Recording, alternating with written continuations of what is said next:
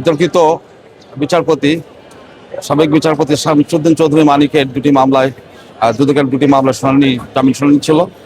তো জামিন শুনানি বিজ্ঞ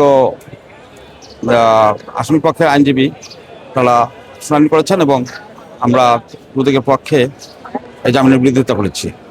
তো সেই জামিনের বিরোধিতা করার পরে বিজ্ঞ আদালত আমাদের বক্তব্য সন্তুষ্ট হয়ে বিচারপতি শামসুদ্দিন চৌধুরী মানিকের এই জামিনের আবেদন নামঞ্জুর করে আদেশ দিয়েছেন। কোন মামলা আসলে এটা এখানে দুটি মামলা ছিল, দুটি মামলা। একটি মামলা হচ্ছে আপনার জ্ঞাত আয় বহির্ভূত যে সম্পাদন অর্জন করে উনি সেটা দখলে রেখেছেন, এই একটা মামলা অর্থাৎ 27-এর 1 ধারা।